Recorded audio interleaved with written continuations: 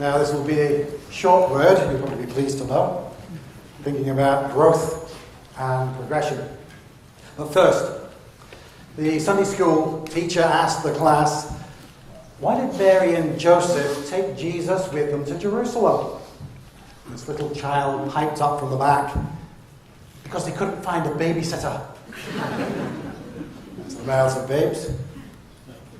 How about this more contemporary one? The local barbers, David and Grace Hamilton, it would have to be Hamilton, wouldn't it, presented their baby for baptism. The young minister visited just a couple of nights before, but he couldn't get the child to stop crying. The mum says, it's the beard. He's scared of the beard. Well, you've seen all the young men these days, all the hipsters, these big, bushy beards. She says, here, let me give you a quick shave, and then you'll be sorted. So he agrees. And Grace whips out a razor, and before you know it, there he is, as clean shaven as he possibly could. And the baby settles down. It actually works. And the visit continues and proceeds without a further hitch. The next day, however, he notices that he's still smooth. And the day following again, he's still as smooth as the day he was born. Fortunately, it's the morning of the baptism, however. So he goes straight away to the dad, David, and he says, look at my face. What's happened? David says, you of all people should understand, minister. You were shaved by Grace. Gets worse. And once shaved, always shaved. At this time of Advent, on the lead up to Christmas, remembering the birth of another baby who was eventually baptized, albeit not as a baby, but however a very important baby boy, I'd like you to consider, and me with you, whether we are growing and improving. Not quite like the minister's beard. Is our worship growing? Are our lives improving? Growing in grace, whatever you'd like to call it? You would expect some kind of progression.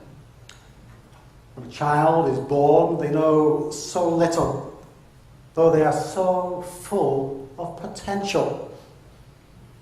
What might they be? What might they turn their hand to? What might they study? How might they be trained and moulded so that their consciences develop? And with the natural order of things, notwithstanding the occasional setback, growth and progression is seen to take place. We're born a child, we're raised a man or a woman. Take our worship. We perhaps learned to pray at our mammy's knee, and between home and school and perhaps church, we learn the Lord's Prayer and perhaps how to pray for ourselves. We learn a set of morals, probably from the same sources and others. We learned about God and of God. And in this season of Advent, we are presented with more lessons regarding our worship as we await, pensive, for the arrival of light into the world. What would the Messiah be? What was his potential? What would he learn? We know now because we've heard the stories. We can look back on what happened. It always seems easier by hindsight, but we are not built by easy lessons. Luke tells us that Jesus grew in wisdom and stature, in favor with God and man. What would he learn of the people of the land? Of the world that he traversed from Egypt all the way clean through to Nazareth and beyond? What would he learn of the Word? What would he learn of worship? Hearing the lessons of the Torah and the prophets, he learned that the altars of God began as rough stones, not even rough hewn, but raw as God himself cast them down. Through their histories, he learned of the development of their worship, of the building of the tabernacle, and then the temple, fitted together, each perfectly tooled stone fitting to each other. The composition of songs and psalms and prayers by David and Solomon. Then he taught. Oh, how he taught. That should they tear down the temple of his body, he would rebuild it in just 3 days. Of course, we're still in Advent, so I don't want to speak too much about the Easter story. We'll come to that next year. But the apostles would elaborate further, telling us of the God who resided in the temple made not of hands in heaven above.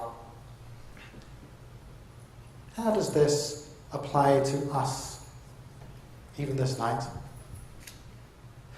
You and I are born in ignorance.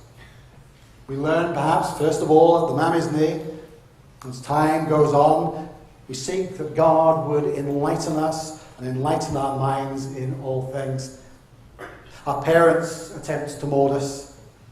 Our environment attempts to mold us if we let it.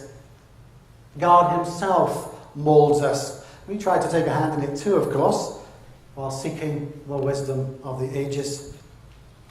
We worship, first of all, with the awe of a child. We worship in temples of wood and stone, such as this sanctuary. We worship from within our very being, as the inner woman and man is fashioned to be what we were created to be, in the likeness and image of God himself. We look forward, if we're faithful, to worshipping in the temple not made with hands, in heaven above, in company with the God who made us. But we should never let the past or the future distract us from what we do now. Are you seeking the blessings of heaven? Are you seeking the Master, Jesus, in this season of Advent? It's certainly good to enjoy the season, to sing and to worship with all our hearts. It's good to work hard and see good for all our days. Seeking wisdom, seeking grace, seeking a good barber. Let's follow the Master Jesus and seek out every opportunity to release our potential, to grow and progress in grace and in our worship of our Creator God in this life and in the life to come. Amen.